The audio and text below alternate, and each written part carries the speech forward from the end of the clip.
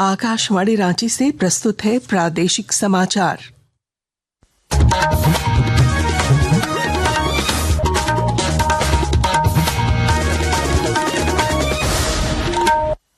नमस्कार। प्रादेशिक समाचारों के साथ मैं पूनम केरकेट्टा।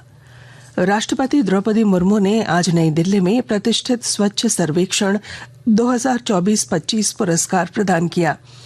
कार्यक्रम में शहरी भारत के सबसे स्वच्छ शहरों को सम्मानित किया गया और स्वच्छ भारत मिशन शहरी को आगे बढ़ाने के प्रयासों को मान्यता दी गई। इस दौरान झारखंड के जमशेदपुर और बुंडू को भी पुरस्कार से नवाजा गया।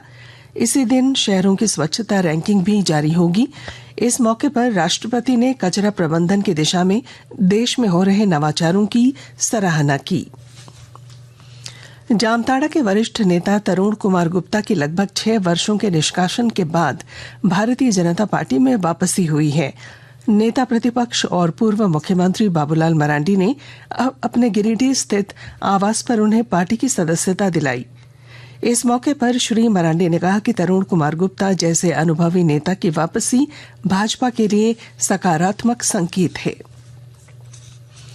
झारखंड राज्य हिंदू धार्मिक न्यास बोर्ड के अध्यक्ष जयशंकर पाठक इन दिनों राज्य भर के अलग अलग धार्मिक स्थलों का दौरा कर रहे हैं। इसी क्रम में उन्होंने हजारीबाग के कई मंदिरों का दौरा किया। इस मौके पर श्री पाठक ने बताया कि बोर्ड धार्मिक मठ का संरक्षण करने के लिए वचनबद्ध है। जहाँ जहाँ पे भी ये मंदिर का प्रबंधन है, पहले वहाँ का संरक्षण हो, उसका विकास हो, उस जगह का अच्छा से भव्यता बने और एक सांस्कृतिक केंद्र के रूप में वो स्थापित हो। हम लोग ये प्रयास कर रहे हैं कि जहाँ पे भी जितने हमारे धार्मिक स्थल हैं वो एक बहुत अच्छे और सुचारू रूप से चलें, वहाँ का प्रबंधन बढ़िया से हो और समुचित उस एरिया का विकास हो। जमशेदपुर के चाकुलिया प्रखंड में वंदे भारत का कोच तैयार होगा। इसके लिए यहां कंपनी की स्थापना की जाएगी। बहरागोड़ा के विधायक समीर कुमार मोहंती ने कोच निर्माण करने वाली कंपनी के प्रोजेक्ट डायरेक्टर और सलाहकार विष्णु गर्ग के साथ बैठक की और स्थापना की दिशा में अब तक हुई प्रगति पर जानकारी ली। श्री मोहंती ने कहा कि बहरागोड़ा विधानसभा क्षेत्र के लिए औद्योगिक क्रांति का नया अध्याय शुरू होने जा रहा है। उन्होंने बताया कि अब तक कंपनी ने लगभग 300 एकड़ भूमि का अधिग्रहण कर लिया है और अगले चरण में 400 एकड़ अतिरिक्त भूमि लेने की योजना है।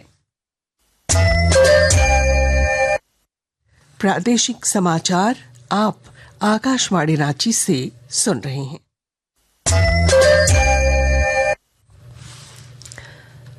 जामताड़ा जिले को साइबर अपराधियों से मुक्त बनाने के लिए जरूरी कदम उठाए जा रहे हैं।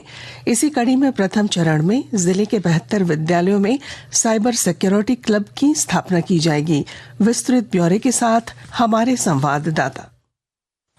जामताड़ा जिला को साइबर अपराध मुक्त बनाने के लिए जिला प्रशासन के द्वारा सभी आवश्यक पहल एवं जरूरी कदम उठाए जा रहे हैं। इसके लिए प्रथम चरण में जिले के 72 विद्यालयों में साइबर सिक्योरिटी क्लब की स्थापना की जाएगी। उपायुक्त रवि आनंद ने कहा कि इस विद्यालय के चयनित मास्टर ट्रेनरों का 2 दिवसीय प्रशिक्षण के दौरान साइबर अपराध के विभिन्न पहलुओं की विस्तृत जानकारियां मास्टर ट्रेनरों को दी गई है। उन्होंने बताया कि जामताड़ा जिला साइबर अपराध के मामले में देश भर में प्रथम स्थान पर था, जो आज 16वें स्थान पर आ गया है। सुभाष प्रसाद सिंह, आकाशवाणी समाचार, जामताड़ा।